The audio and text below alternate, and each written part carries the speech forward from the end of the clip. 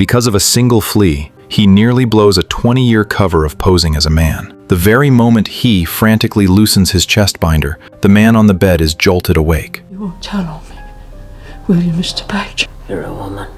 I'm on my knees. In 19th century Ireland, society enforces strict disciplinary codes regarding gender roles. Women are confined to the domestic sphere, as working outside is deemed indecent, making it impossible for them to secure equal pay or respect compared to their male counterparts. Albert can only embrace this passive form of resistance through the identity of an imposter. It is not that she wants to be a man, she simply wants to survive. Today, we are diving into this disguise, fueled purely by the need for survival. Albert Nobbs. Albert works at a hotel that exclusively caters to the upper crust of society. The rules here are ironclad, as waiters are not allowed to crack a random smile or show any unnecessary facial expressions. While attending to guests, even a tiny speck of dirt on a bow tie could mean instant unemployment. Hundreds of young men walk in the streets of Dublin looking for work. Young men, sure. Yet under such a demanding boss, Albert is actually held in high regard. Naturally shy and meticulous, he keeps the hotel's chaotic and trivial chores organized down to a T, because that is the only way to dodge any unwanted attention from others. Every time the workday wraps up and he returns to his room, Albert logs the day's earnings in detail, recording every single tip from guests into his ledger before tucking it away carefully beneath the wooden floorboards. He dreams of stacking enough cash to ditch the hotel and open a small tobacco shop, finally living out a peaceful and quiet life. Right now, he is only 600 pounds short, which would take about another 6 months of grinding here. Every night before hitting the hay, he looks at his mother's photo, and his heart swells with hope again. But on this particular day, the hotel owner, Mrs. Baker, hires a painter named Hubert. Since rooms are tight, Mrs. Baker shacks him up in Albert's room, wanting them to make do for just one night. Initially, Albert pushes back, but under Mrs. Baker's iron-fisted attitude, any further refusal would definitely raise red flags, so he has no choice but to fold. At the same time, Albert is riddled with anxiety, terrified that his 20-year-old secret might be snuffed out by this stranger. Throughout the day, Albert is completely out of it, and even when night falls, he waits until Hubert is dead asleep before tiptoeing into the room. He first cautiously checks his hiding spot for the money, and after confirming it hasn't been touched, he quietly sheds his outer layers to get ready for bed. But before he can even breathe a sigh of relief for not waking Hubert, a flea suddenly crawls into his tight undergarments, biting him so hard that the itch becomes unbearable. Unable to help himself, he bolts out of bed and strips down to check, an action that startles Hubert awake. Seeing the chest binder on Albert's body and the exposed private parts, Hubert discovers the secret he has been hiding for 20 years, just like that. Albert's eyes are filled with pure terror as he breaks down, begging Hubert at the top of his lungs not to tell. However, Hubert has no intention of making a scene. After realizing it was a flea he brought in that caused the chaos, it is clear they can no longer share the same bed. But Albert worries that if Hubert leaves now, it will spark Mrs. Baker's suspicion, so he pleads with Hubert to stay in the bed. The next morning in the workshop, Albert tries to butter Hubert up while keeping a close eye on him, bringing him tea and snacks. Hubert sees right through Albert's jittery nerves and realizes he doesn't trust him one bit. A playful glint suddenly flashes in Hubert's eyes as he walks straight to the door, locks it, and then unbuttons his shirt to reveal a prominent bust. It turns out that Hubert is just like Albert, a woman living as a man to make a living. Witnessing this, Albert is so shocked that he runs out of the room. In that moment, he finally stops worrying about Hubert snitching on him. Once he manages to calm his racing heart, he finds Hubert once again. Sensing the questions in Albert's eyes, Hubert shares the story of his own life. Hubert was once married to a painter, but the man was a total drunk who hit her constantly until she could no longer stomach that life. So, Hubert stole her husband's work clothes and mimicked a man's behavior, successfully fooling everyone. What shocks Albert even more is that Hubert even found the love of his life, a seamstress named Kathleen. To avoid any local gossip, they moved in together and got married shortly after. Albert never imagined there was anyone else in the world with a story similar to his. He suddenly feels a lot less lonely, which sparks a deep curiosity about Hubert and Kathleen. How did you manage it? What? To marry. You could do it yourself. After Hubert finishes the painting job and leaves the hotel, Albert is caught in a total whirlwind of thoughts. When did he tell his wife he was a woman? Before the wedding? We're off to. By a stroke of luck, he finds a button Hubert left behind under the wash basin. This makes Albert incredibly happy because it gives him a perfect excuse to go see Hubert again. From that day on, because his mind is elsewhere, he becomes totally distracted at work. Finally, Albert makes it to a day off. He paces nervously in front of Hubert's wife's tailor shop, and driven by curiosity, he cautiously knocks on the door. Yes? I was passing by. Mr. Nobbs. Come in. Come in. When Hubert tenderly introduces Kathleen to Albert, Albert is deeply moved by the cozy scene before him. Fumbling and awkward, he pulls the lost button from his inner pocket and explains why he came. It's the button from my work coat. Well, you have averted a veritable tragedy, Mr. Nobbs. For that, you must certainly stay and have your dinner with us. Watching Hubert and Kathleen laugh and get along so harmoniously, Albert can't help but be swept up in the vibe. In this home, Albert feels an unexpected warmth, seeing the exact kind of life he has always craved. Under the influence of this atmosphere, Albert opens up about his own tragic past. Born as an illegitimate child, he was abandoned by his mother from birth. His lonely childhood was spent within the walls of a convent. Tragically, when he was 14, the old lady who looked after him passed away. Before she left, the only thing she gave Albert was that photo of his mother. During his time receiving an education at the convent, the bills were all picked up by his mother's family. But soon after, disaster struck again. One day, the head of the convent told Albert that his mother had also passed away. Consequently, he had to leave the convent and was forced to step into a cruel world way too early. From that moment on, he lost every ounce of his dignity. But even then, luck was never on his side. One night, he was snatched by 5 rough men who caused him great harm. Ever since then, he has felt nothing but fear and disgust toward men, and he realized deep down how hard it is for a woman to survive in this society. During a chance encounter, he discovered his frame was a good fit for a waiter, so he applied at the hotel and began living life as a man. For all these years, Albert has been hovering on the line between man and woman, feeling like he was destined to die alone, until Hubert showed up, giving him a glimpse of another possibility for life. Learning that Albert's dream is to open a tobacco shop, Hubert starts patiently teaching him how to roll cigarettes. During their conversation, Albert mentions a girl named Helen, a young, beautiful, and soft-spoken waitress at the hotel. With the encouragement of Hubert and his wife, Albert decides to man up and pursue Helen. But what he doesn't know is that Helen has already hooked up with the hotel's stoker, Joe. Next to this young and handsome guy, Albert doesn't exactly look like much of a competitor. Helen turns down Albert's invitation without a second thought. But this doesn't make him back down, as Helen has seemingly become the key factor for Albert's future happiness. As for Helen's boyfriend Joe, beneath that handsome exterior, he is actually a lazy, good-for-nothing bum. When he finds out Albert wants to date Helen, a wicked idea pops into his head. See what he's after. Came to take you somewhere fancy. Came to buy you something sweet. Helen is eventually swayed by Joe's sweet talk and agrees to Albert's invitation the very next day. She has absolutely zero interest in this date, acting as if she is merely completing a task assigned to her by Joe. As she and Albert walk into a high-end restaurant, she keeps dropping hints for Albert to drop cash on her. Whenever she senses Albert is hesitating even a little, Helen makes sure to speak up. Somewhere cheaper.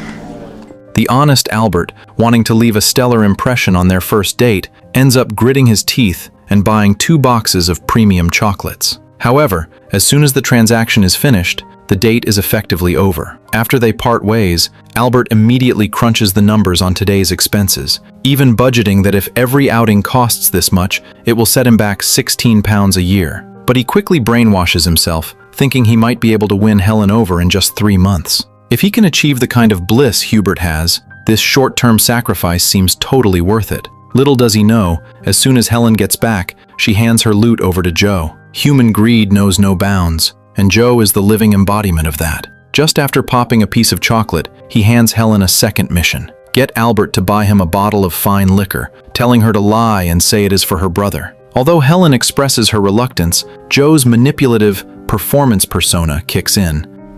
I may not have manners, but I swear I'm getting us out of here.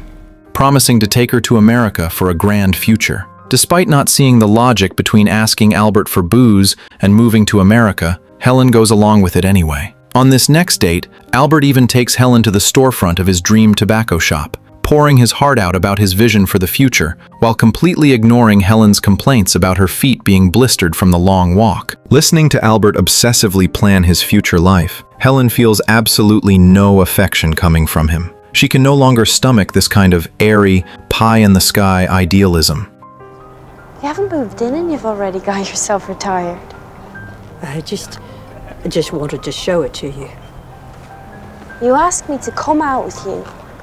You walk me off my feet and we end up in this back alley. I've spent my life trying to get out of holes like this. During this process, Helen is also torn inside, caught between the gentle and considerate Albert and the Joe she deeply loves. Even though Joe is poor and lazy, he has that youthful energy and passion. Regardless, the moral compass in Helen's heart no longer allows her to keep playing this game. Yet, once Joe gets another taste of the perks, he becomes even more hooked on these effortless handouts. Meanwhile, Albert is still foolishly debating whether he should reveal his true identity as a woman before the wedding or wait until after they are married. However, while they are all busy with their own schemes, a sudden outbreak of typhoid fever sweeps through Dublin. Typhoid was incurable back then and incredibly contagious, claiming countless lives as the wealthy guests fled the city to escape the plague. The hotel's business hits rock bottom and is forced to temporarily shut down. To make matters worse, Helen discovers she is pregnant. This news feels like a bolt from the blue during such a desperate time.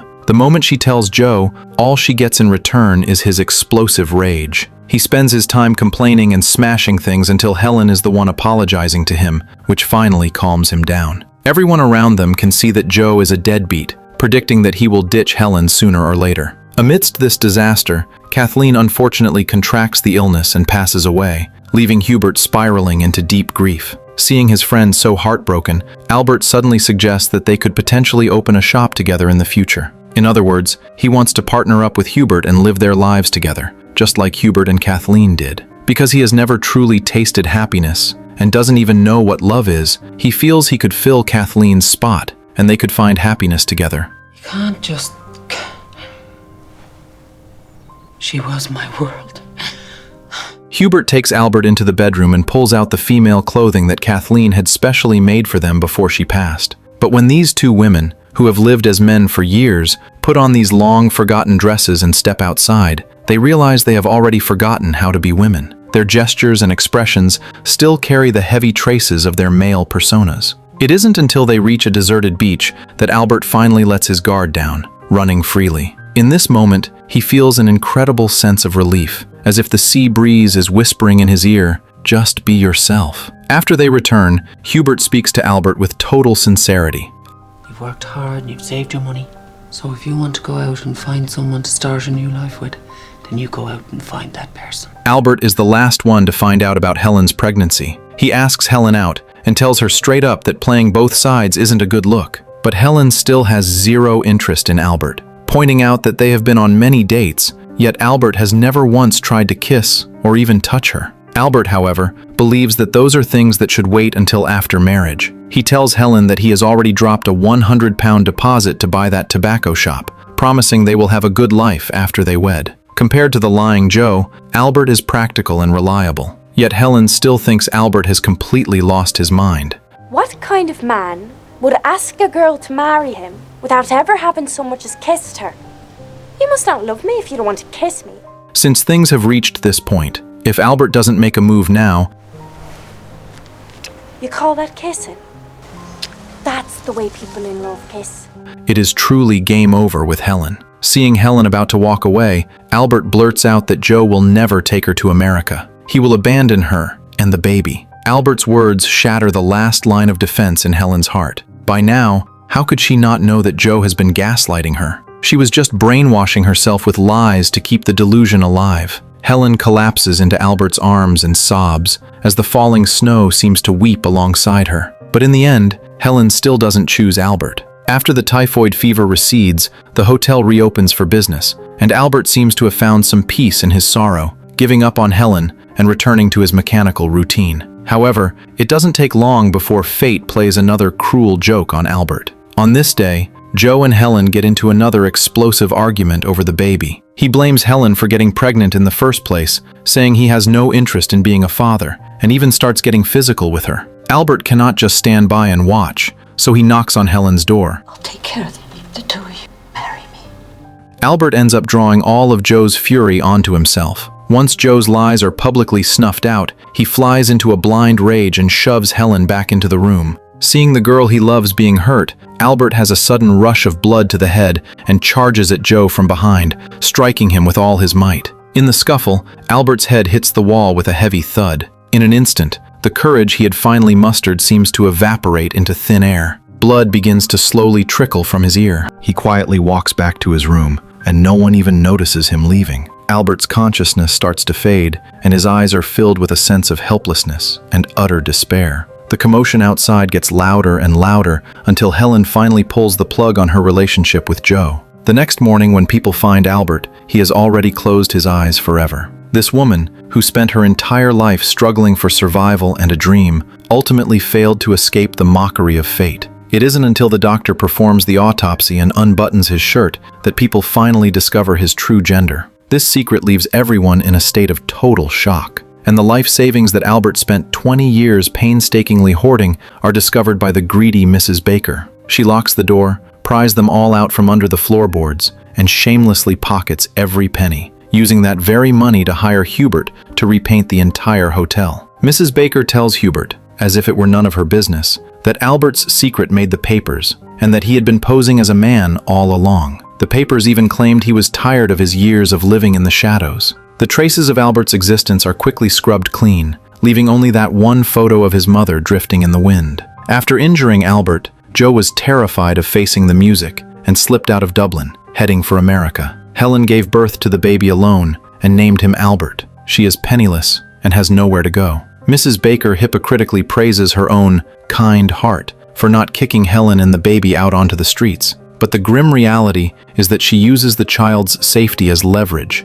refusing to pay Helen a wage and forcing her to work there for free forever. Helen knows that she and the child will eventually be tossed out by Mrs. Baker, and her eyes are filled with pure hopelessness. But in the final shot of the film, Hubert picks up little Albert, seemingly making the silent decision to look after Helen and the child. The movie, Albert Nobbs, uses Albert's gender disguise to tear open the social scars of 19th century Ireland. Male attire was not just a covering for a female body, it was a dual shackle of class and gender. Bottom-tier women could only find a moment of breathing room in the patriarchal cage by erasing their gender entirely. The bond between Hubert and Kathleen serves as a tiny flicker of light in the darkness of the film, but it is one that vanishes all too quickly. Albert's savings hidden under the floorboards represent a humble craving for an ordinary life, yet they ultimately become the spoils of war for the predatory upper class. The film uses restrained cinematography to prove that when gender becomes a sin of survival, the tragedy of every imposter is a mark of shame for the entire society. Thanks for sticking with me through another great movie, and I will see you in the next one.